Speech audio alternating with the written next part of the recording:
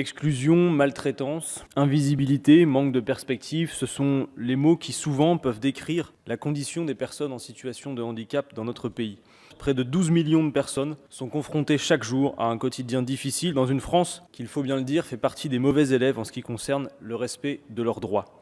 Selon l'Organisation des Nations Unies, le handicap résulte, je cite, de l'interaction entre des personnes présentant des incapacités physiques, mentales, intellectuelles ou sensorielles durables et des barrières comportementales et environnementales. Ce sont ces barrières qui font obstacle à la pleine et effective participation de ces personnes à la société, et non l'inverse.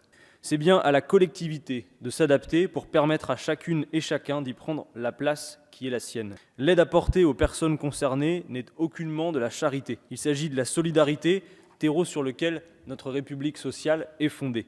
Selon nous, le versement de ces prestations ne doit plus relever de départements exsangues. Le handicap, lui, et vous le savez mes chers collègues, ne connaît pas de frontières administratives. Nous serions favorables au versement de cette aide directement par l'État, afin d'assurer l'égalité de traitement sur tout le territoire national. Le préambule de la Constitution du 27 octobre 1946 prévoit d'abord que la nation assure à l'individu et à la famille les conditions nécessaires à leur développement.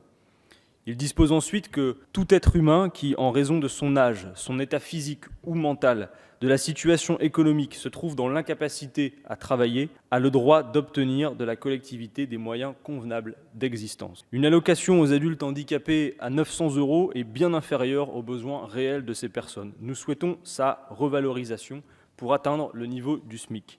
Il s'agit d'une des premières mesures que nous prendrions si les Français nous donnaient leur confiance dans le cadre des élections présidentielles ou législatives. Notre second amendement aurait, lui, visé à supprimer la prise en compte des revenus du conjoint dans le calcul du montant de l'allocation adulte handicapé versé à 1 million de personnes. La volonté politique a clairement manqué. La République a délaissé toute une frange de la population, faisant des personnes en situation de handicap des citoyens de seconde zone et méprisant leurs droits parfois les plus élémentaires. L'universalisme républicain accorde pourtant des droits égaux à toutes les personnes, en ayant pour seule considération que leur qualité d'êtres humains. C'est ce grand principe qui fonde notre action. Sur la base de l'article 1er de la Déclaration des droits de l'homme et du citoyen du 26 août 1789, les hommes naissent et demeurent libres et égaux en droit. Je vous remercie.